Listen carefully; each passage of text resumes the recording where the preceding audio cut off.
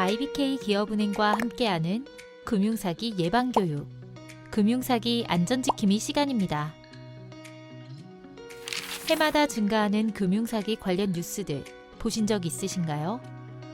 2022년 발표된 금융감독원의 자료에 따르면 금융사기 피해 금액은 다소 줄어들었지만 60대 이상의 금융사기 피해 비율은 매년 증가하는 것으로 나와 있습니다. 2021년 한 해에만 60대 이상 금융사기 피해 금액이 약 614억 원이라고 합니다. 금융사기란 개인정보를 이용하여 금융범죄에 이용하는 사기 수법을 이야기합니다.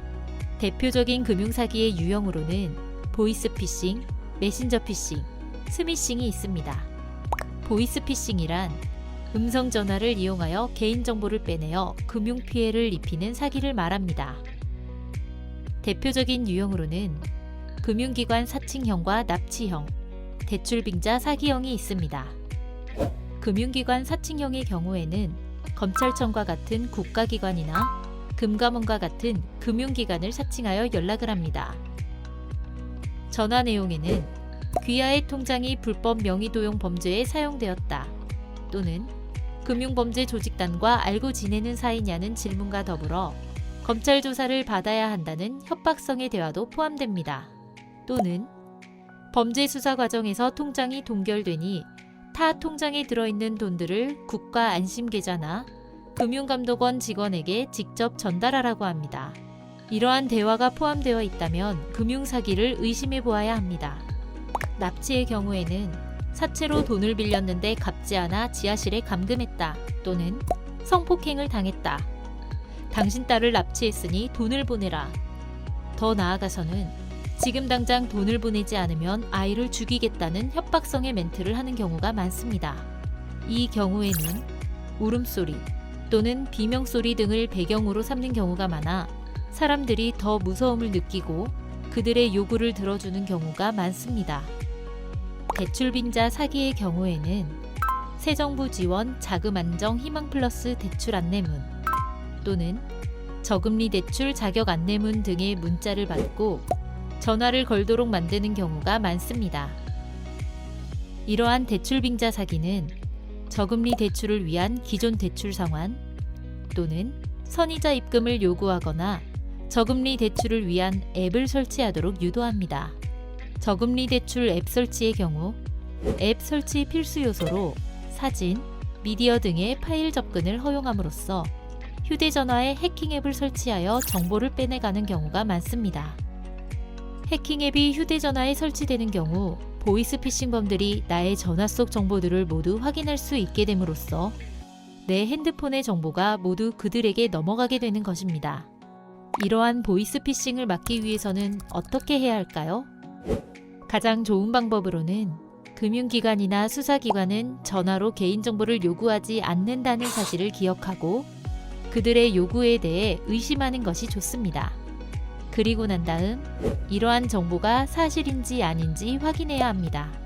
의심스러운 정보에 대해서는 직접 통화 또는 정보의 재확인을 위하여 주변인들과 본 내용을 공유하고 사실인지 확인하는 것이 좋습니다.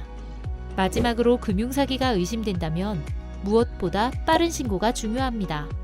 빠른 신고는 나의 피해를 최소화할 뿐만 아니라 다른 사람들의 피해 역시 줄일 수 있습니다. 신고 전화는 경찰청 112, 금융감독원 1332로 하시면 됩니다. 다음으로 메신저 피싱에 대해 알아보도록 하겠습니다. 메신저 피싱은 문자 메시지를 이용하여 개인정보를 빼낸 다음 금융자산을 탈취하는 것을 말합니다.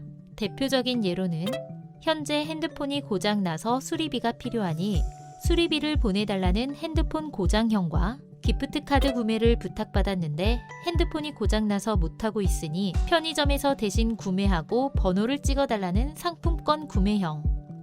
마지막으로 어플을 설치한 후 인증번호를 알려달라는 앱 설치 유도형이 있습니다.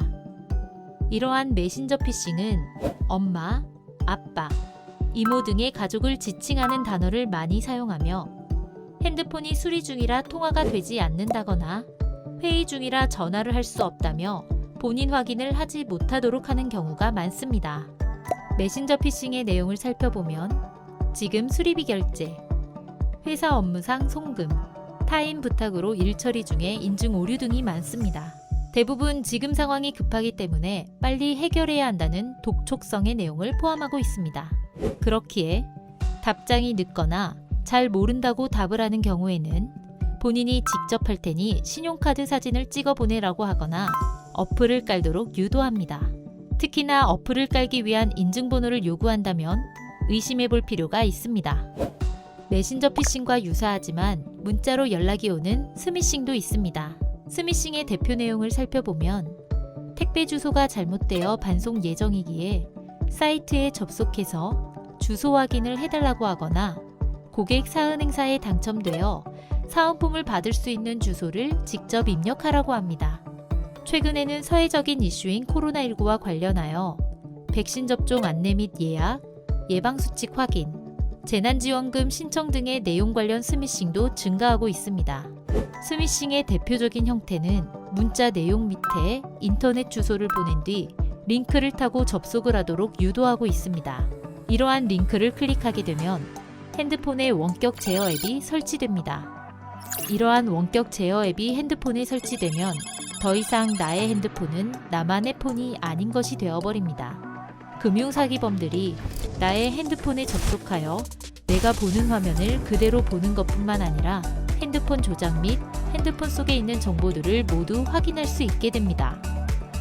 이렇게 되면 핸드폰 속에 있는 개인정보뿐만 아니라 금융자산까지 편취하게 되는 것입니다.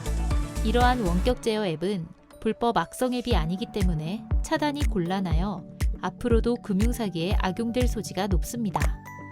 그렇다면 이러한 메신저 피싱과 스미싱을 예방하기 위해서는 어떻게 해야 할까요? 무엇보다 잘 모르는 사람에게서 온 URL 주소는 클릭하지 않고 삭제하는 것이 좋습니다.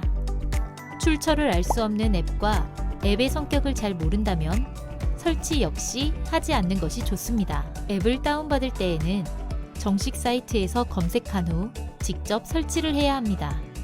지인을 사칭하여 설치해달라고 요구하는 원격 제어 앱들도 바로 설치하지 않는 것이 좋습니다.